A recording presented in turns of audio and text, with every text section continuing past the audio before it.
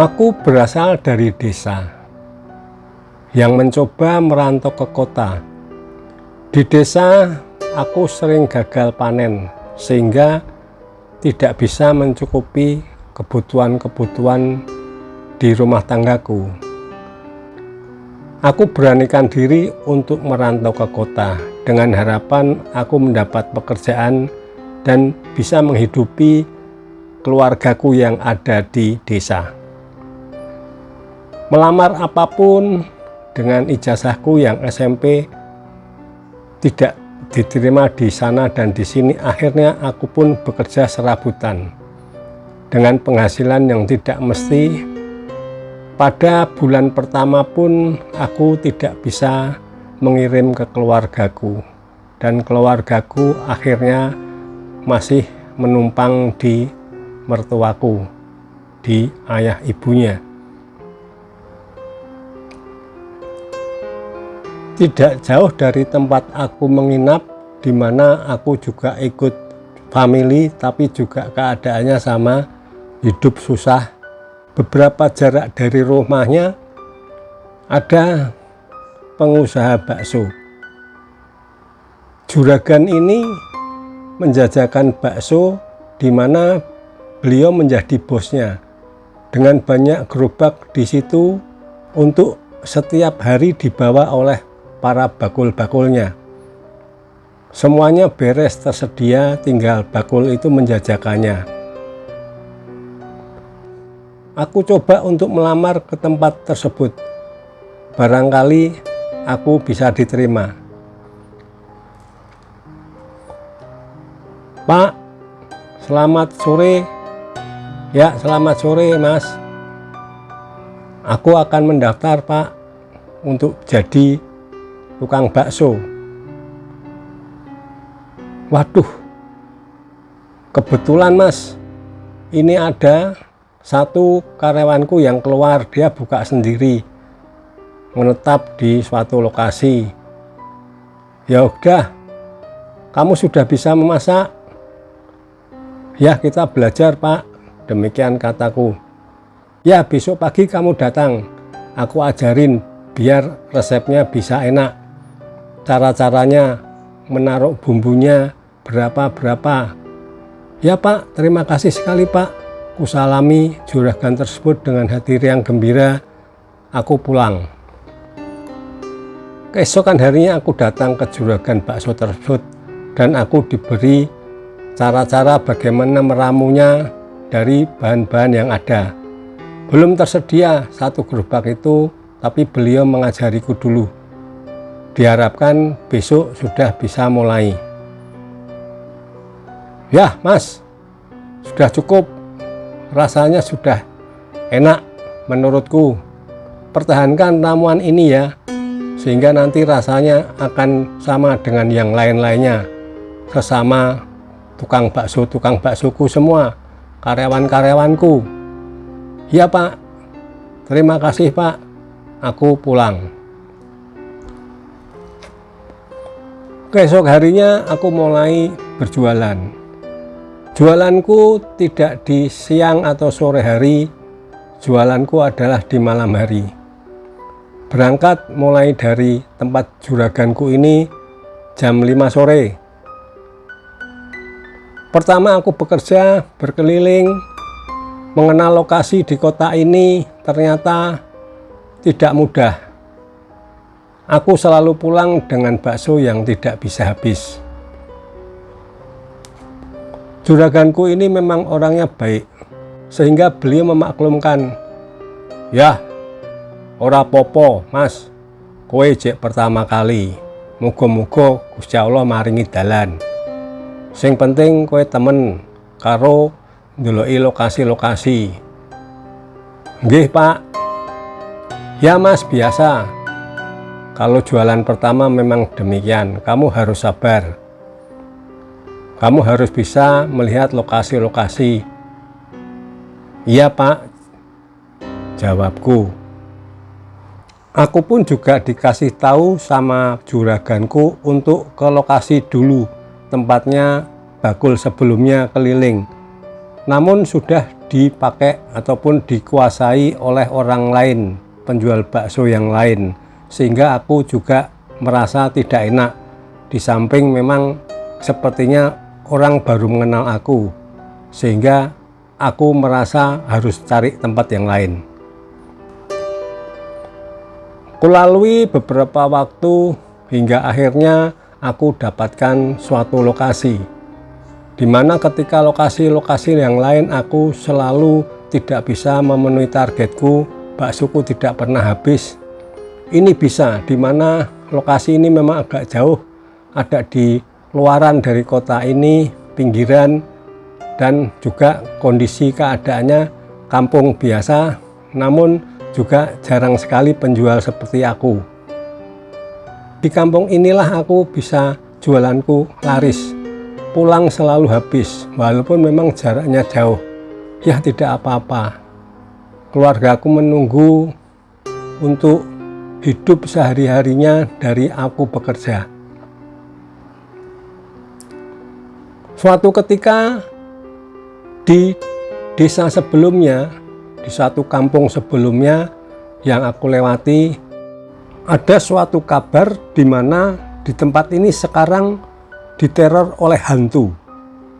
Kabarnya hantu ini adalah jelmaan dari warga di situ yang meninggal, di mana meninggalnya adalah seorang ibu muda yang sedang mengandung dan janinnya masih beberapa bulan di kandungan, dan dokter menyatakan bahwa semuanya meninggal dan dimakamkan dengan kandungan yang ada di dalamnya.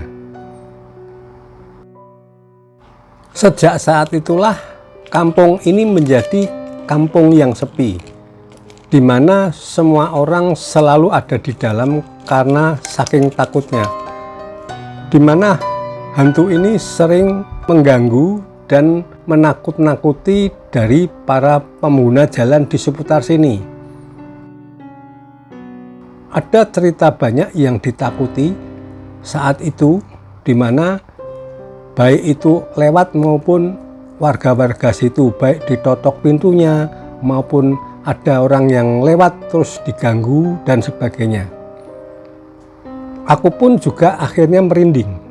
Aku pun merinding banget, dan aku merasa bahwa waduh, kalau demikian aku juga melewati jalan ini. Mengingat bahwa kampung di sebelahnya yang aku lewati setelah kampung ini adalah menjadi target penjualanku, di mana selalu habis, aku harus melewati kampung ini. Tidak ada jalan satu-satunya kecuali melewati kampung ini. Maka mau tidak mau aku harus melewati jalan di kampung ini sebelum sampai di kampung berikutnya. Aku melewati jalan ini seputar habis maghrib. Jadi ketika jalan ini dilewati, terlihat sekali orang-orang yang sedang berangkat menuju ke rumahnya yang berduka. Aku melewati juga di rumah berduka itu masih ada beberapa orang, dan juga di perjalanan terlihat orang bersama-sama sepertinya akan tahlilan. Aku terus berjalan dan melalui jalan ini hingga sampai ke kampung tempat aku jualan, di mana jualanku selalu habis. Alhamdulillah, hari ini ku lewati dengan tanpa ada gangguan apapun. Beberapa hari setelah itu, aku melewati kampung ini untuk menuju ke kampung tempat aku jualan. Tidak seperti biasanya, benar-benar kampung ini sepi sekali. Ternyata hari ini adalah malam Jumat. benar-benar hening, tidak ada seliweran dari anak-anak apalagi orang tua. Biasanya di sini begitu ramai kampungnya, tapi kali ini benar-benar mengherankan. Sedangkan jalan ini panjang. Aku melewati di suatu daerah di mana kampung ini sepi. Banyak sekali pepohonan di kiri kanan dan aku lewati. Perasaanku sudah tidak enak. Aku merinding dan tidak seperti biasanya. Aku sepertinya was-was, takut. Ya, takut. Dan ketika itu terlihat di depan ada seorang yang sedang mencegat. Sepertinya memanggilku, "Mas Bakso." Waduh, kok ada yang memanggilku ya? Ya sudah, karena jalan ini memang harus aku lewati, ya aku ke depan terus. Dan semakin lama semakin dekat. Dan terlihat wanita itu minta aku, "Bakso Mas." Kuhentikan gerobakku dan "Berapa mangkok Mbak?" "1 mangkok." Setelah itu minta tambah lagi 1. Aku juga heran, kok 2 mangkok ya? Mungkin Mbak ini kelaparan. Sudah kulayani dengan baik. Seperti biasanya aku tunggu dan Mbaknya memakan dengan lahap. Setelah itu minta, "Mas bungkus 1.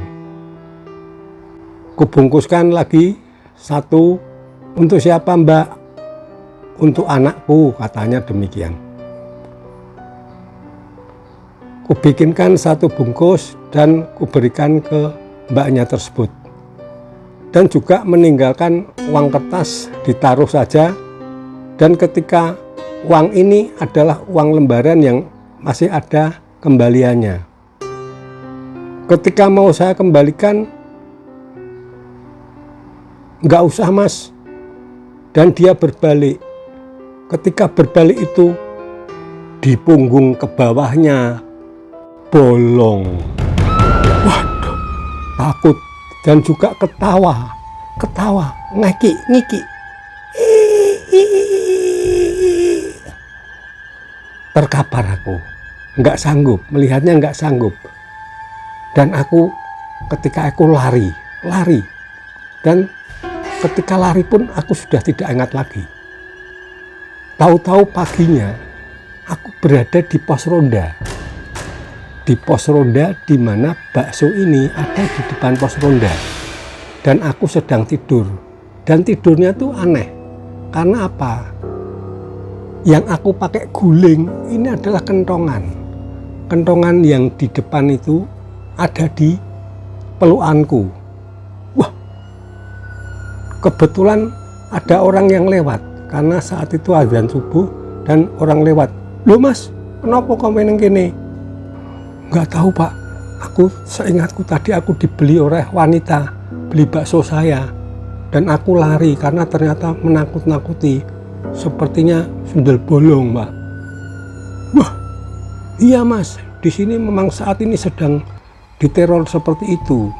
Demikian beliau berdua untuk akan menuju ke musola. "Ya udah Mas, hati-hati Mas." Aku sudah tersadar dan aku pulang. Baksoku tidak habis. Uang yang lembaran tadi pun ternyata daun, bukan uang tapi daun. Yang ada ternyata sudah ada di laci tempat uangku di gerobak itu. Wah, apes. Aku pulang dengan loyo. Sesampainya di tempat nginap aku di familiku, aku berpikir, waduh, begini ya, apa aku nggak jualan ya? Kok kejadiannya seperti ini? Aku takut, benar-benar takut, dan aku merinding. Namun aku teringat keluargaku yang ada di desa. Untuk itu tidak, aku harus tetap jualan. Tetap jualan apapun yang terjadi. Walaupun kejadian tadi malam aku memang benar-benar shock, benar-benar baru kali ini aku melihat seperti itu. Tetap besok aku mau jualan. Yang penting niatanku baik untuk mencukupi keluargaku. Aku sudah tidak punya wilayah di sini yang sekiranya bisa baksoku habis. Hanya di kampung itu baksoku habis. Untuk itu tetap aku harus jualan. Kulalui hari-hari, tetap aku berjualan dan habis di kampung ini. Walaupun melewati kampung ini sepi, namun aku tidak mendapat gangguan apa-apa. Wah, sudah aman kelihatannya, sehingga aku pun sepertinya normal kembali. Tiba pada malam Jumat berikutnya, wah, benar-benar ini menjadi kisah yang bagiku sangat benar-benar tidak dilupakan. Ketika aku melewati kampung ini seperti hari-hari biasanya, sepi dan sepi. Kulewati jalan ini. Ketika melewati jalan yang agak naik, aku mendorong. Dan ketika aku dorong gerobak ini, terasa tidak seperti biasanya. Gerobak ini berat banget. Berat sekali. Wah, kok berat seperti ini ya? Sudah, aku berhenti sebentar. Ku jalankan lagi. Ku dorong lagi. Semakin berat sekali, meyek-meyek, sampai aku benar-benar kelelahan. Padahal aku ini orang desa, sudah biasa nyangkul dari, tapi ini benar-benar menghabiskan tenagaku. Sampai mau di ujung yang datar, tiba-tiba ada suara wanita. Ku apal suara yang wanita malam Jumat minggu kemarin ini menakutiku. Beli bakso itu, ternyata dia duduk di atas atap gerobakku.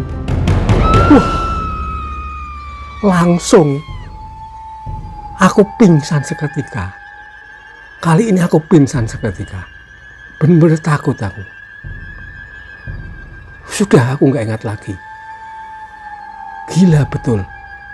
Menakutkan, benar-benar merinding dan membuat aku takut.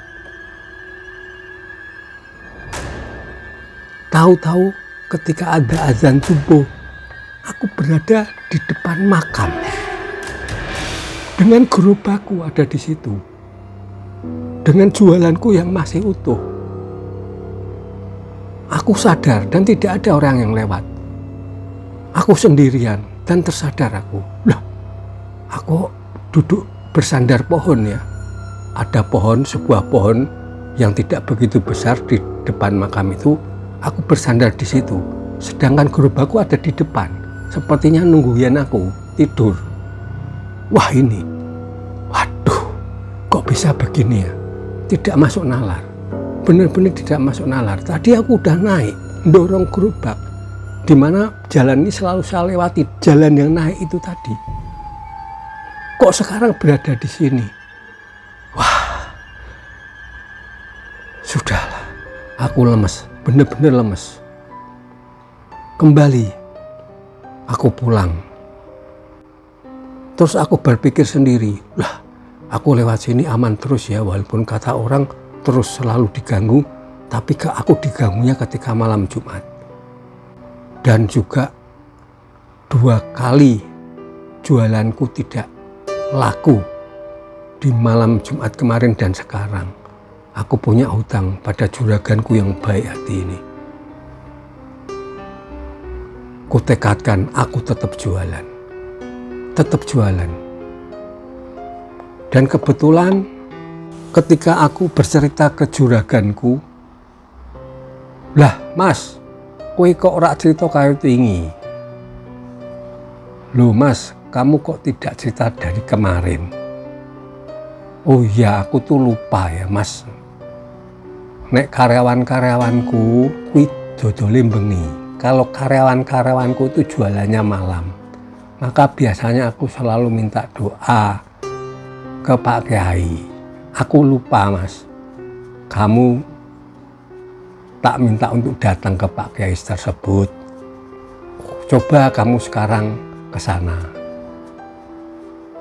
Aku pun datang ke Pak Kiai tersebut. Beliau menasihati, "Mas, kowe ojo wedi, kuatke hatimu, kuatkan hatimu, bahwa kamu itu manusia, ya. Kamu itu manusia, jadinya tentunya kamu lebih mulia dari apapun. Memang tidak mudah, namun tak doakan kamu selamat, tak mintakan Gusti Allah selalu selamat. Dan aku diberi doa-doa, ini kalau kamu melewati ini, bacalah ini, terus saja bacalah ini. Bahkan pada wilayah apapun, kamu baik dengan membaca ini." Demikian Pak Kiai menasihatiku. Terima kasih Pak Kiai. Yo wis kono, muga-muga lancar ya. Jangan lupa sholat dan selalu berdoa ya. Demikian Bapak Kiai yang baik hati ini. Aku pun pulang. Besoknya aku kembali bekerja untuk jualan bakso ini, dan seperti biasanya melewati satu kampung ini keadaannya sepi. Tidak ada terlihat lalu lalang manusia dan keramaian-keramaian seperti biasanya di wilayah kampung ini. Dan kulalui sampai kampung berikutnya di mana jualanku selalu lancar. Dan juga ada yang menanyakan, "Loh Mas, kok nggak jualan kemarin?"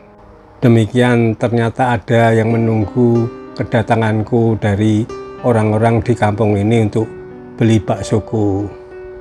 Dan aku mendapat juga informasi yang kemarin aku tertidur di depannya itu adalah makam tempatnya wanita muda yang meninggal tersebut.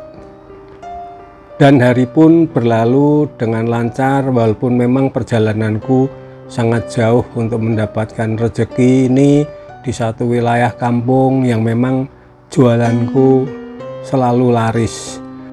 Dan setelah 40 hari melewati di kampung yang tadinya sepi ini, terlihat sudah mulai ramai. Dan juga ada yang membeli baksoku dan juga bercerita bahwa sudah aman Mas sekarang. Alhamdulillah sudah tidak ada gangguan-gangguan sundel bolong itu lagi ataupun bentuk-bentuk yang lainnya. Setelah melewati 40 hari sejak pemakaman dari ibu muda tersebut. Mengingat pengalaman ini, aku pun selalu merinding. Tunggu cerita Mas Horizon de Costa selanjutnya. Selamat malam, salam hororisasi.